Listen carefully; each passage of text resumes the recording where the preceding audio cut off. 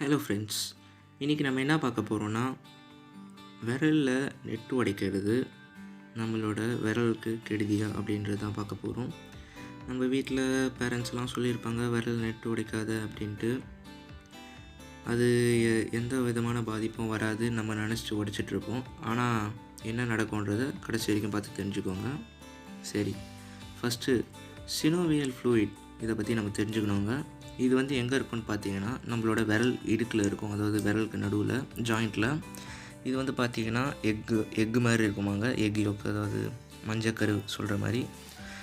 இந்த ஃப்ளூயிட் எதுக்குன்னா லூப்ரிகேட் பண்ணுறதுக்காக, நம்மளோட விரல் நகர்றதுக்காக.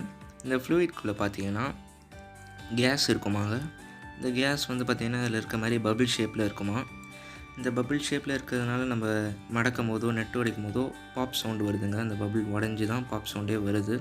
சரி, இந்த மாதிரி நெட்டு உடைக்கிறதும் நம்ம டக்குன்னு உட்காந்துட்டு ஏஞ்சிக்கும் போது ஒரு சத்தம் வருமே, நம்ம முட்டிலேருந்து ரெண்டுமே ஒன்றான்னு கேட்டிங்கன்னா இல்லைங்க. அது வந்து பார்த்திங்கன்னா டென்டான் அப்படின்னு சொல்லப்பட மசில்லேருந்து வருதுங்க. இந்த மசில் வந்து ஸ்ட்ரெச் ஆகும்போது ஒரு ஸ்னாப் சவுண்டு கேட்கும். அதுதான் நம்ம உட்காந்துட்டு வேகமாக ஏஞ்சிக்கும் போது வரக்கூடிய சவுண்டு. சரி, டோனல் அங்கர் இவர் வந்து என்ன பண்ணியிருக்காரு நீங்கள் பார்த்தீங்கன்னா, 60 வயசு வரைக்கும் ஒரு கையில் மட்டும் நெட்டு உடைச்சிருக்காராங்க, இன்னொரு கையில் நெட்டு உடைக்கலையாம். இப்படி பண்ணுறதுனால இவர் என்ன தெரிஞ்சுக்க ட்ரை பண்ணாருன்னா, ஆர்டிலரிஸ்ன்ற நோய் இவருக்கு வருதா இல்லையான்றது பார்க்குறதுக்காக. ஆனால் இவரோட ரிசர்ச்சோட முடிவு பார்த்திங்கன்னா ஆச்சரியமாக இருந்தது. 2 கையிலையுமே எந்த விதமான பாதிப்பும் ஏற்படலையாங்க. அப்போது நீங்கள் சொல்லலாம், நெட்டு உடைச்சா ஒன்றுமே ஆகாதா அப்படின்னு.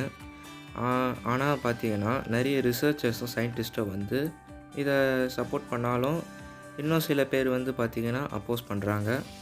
ஏன்னா இப்படி வந்து நெட்டு உடைக்கிறதுனால நம்மளுக்கு ஆர்டிலரிஸ்ன்ற நோய் வரத்துக்கான வாய்ப்பும் இருக்காங்க. அதனால் நீங்கள் என்ன கேட்டிங்கன்னா நான் என்ன சொல்லுவேன்னா, நெட்டு உடைங்க, அதுவும் எப்போயாவது உடைங்க, தப்பில்லை. அதுக்குன்ட்டு எப்போவுமே உடச்சினே இருக்காதீங்க. அதனால உங்களுக்கு உங்கள் விரலுக்கு தான் பாதிப்பு வருது. சரி, இந்த வீடியோ உங்களுக்கு பிடிச்சிருந்ததுன்னா லைக் பண்ணுங்கள், ஷேர் பண்ணுங்கள், சப்ஸ்கிரைப் பண்ணுங்கள். உங்களுக்கு எந்த கொஷினாக இருந்தாலும் கீழே கமெண்ட் செக்ஷனில் கமெண்ட் பண்ணுங்கள்.